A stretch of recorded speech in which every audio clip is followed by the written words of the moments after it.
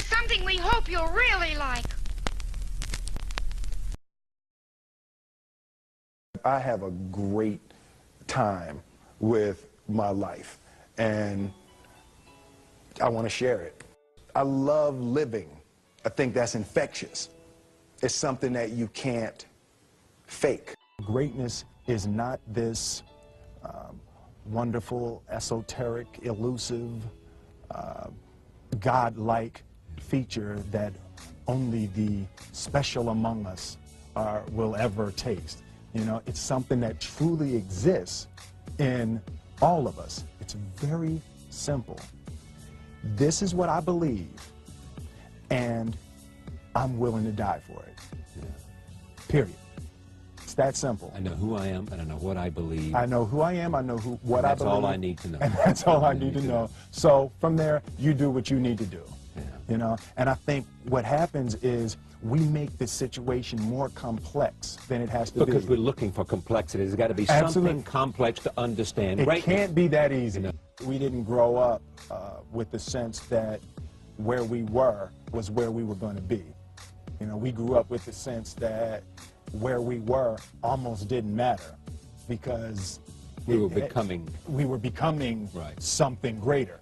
The separation of talent and skill is one of the greatest misunderstood concepts for people who are trying to excel, who have dreams, that want to do things. Talent you have naturally. Skill is only developed by hours and hours and hours of beating on your craft. I've never really viewed myself as particularly talented. Where I excel is ridiculous, sickening work ethic. You know, while the other guy's sleeping, I'm working. While the other guy's eating, I'm working. There's no easy way around it. No matter how talented you are, your talent is going to fail you if you're not skilled. Mm-hmm. You know, if you don't study, if you don't work really hard and dedicate yourself to being better every single day, mm-hmm. you'll never be able to communicate with people, with your artistry, the way that you want. So the only thing that I see that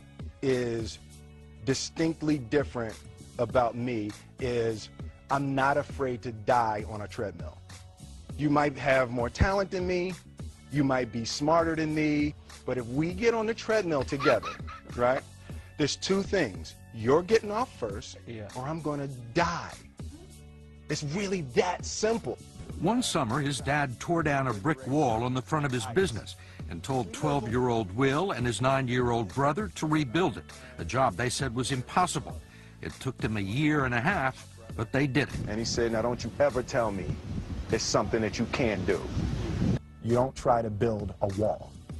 You don't set out to build a wall. You don't say, I'm going to build the biggest, baddest, greatest wall that's ever been built. You don't start there. You say, I'm going to lay this brick as perfectly as a brick can be laid. And you do that every single day. And soon you have a wall. And soon you have a wall. You know, it's an idea that my grandmother always had, that you know, if you're going to be here, then there's a necessity to make a difference. She always instilled the responsibility, the spiritual responsibility that you have to make every group you come in contact with better. I want to do good. Yeah. I want the world to be better because I was here. I want my life, I want my work, my family, I want it to mean something. And it's like, it has, if you are not making someone else's life better, then you're wasting your time. You know, like your life will become better by making other lives better. I want to represent an idea. I want to represent possibilities. I want to represent the idea that you really can make what you want. One of my favorite books is The Alchemist, Paulo Coelho, and that's just, I just believe that.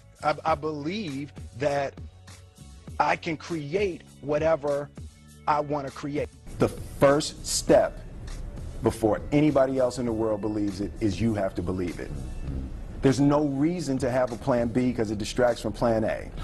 I think that there's a certain delusional quality that all successful people have to have. You have to believe that something different than what has happened for the last 50 million years of history. You have to believe that something different can happen. Confucius said, he who says he can and he who says he can't are both usually right.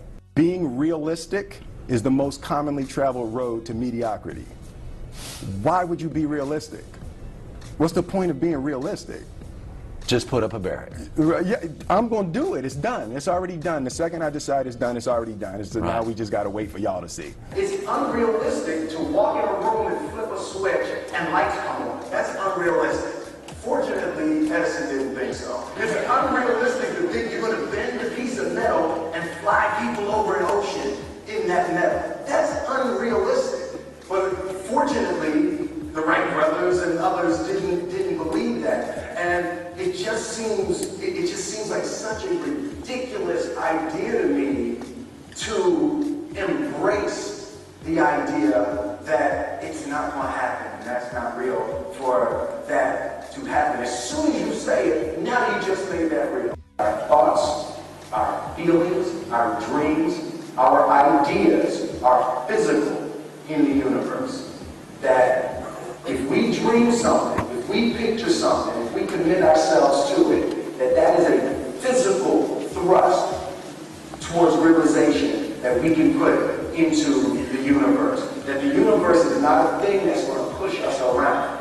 That the world and people and situations are not something that are going to push us around. That we are going to bend the universe and command and demand that the universe become what we want it to be. I study the patterns of the universe. There's a redemptive power that making a choice has, you know, rather than feeling like you're at effect to all the things that are happening. Make a choice, right? You just decide what it's going to be, who you're going to be, how you're going to do it. Just decide. And then from that point, the universe is going to get out your way. It's like it's water. It wants to move and go around stuff. You know. There's a flow of the universe that I've grown to know just how to go with. I realized that to have the level of success that I want to have, it's difficult to spread it out and do multiple things. It takes such a desperate, obsessive focus. You really got to focus with all of your fiber and all of your heart and all of your creativity. I'm motivated by fear. Fear. You know? Fear of what? Fear of fear. I hate being scared to do something. And I think what developed in my early days was the attitude that I started attacking things that I was scared of. It was Franklin Roosevelt said the only fear you have to fear is fear itself. Absolutely. Remember that? Absolutely. You can't be scared to die for the truth. The truth is the only thing that's ever going to be constant. Don't ever let somebody tell you you can't do something. Not even me. All right? All right. You got a dream, you got to protect it. People can't do something themselves. They want to tell you you can't do it.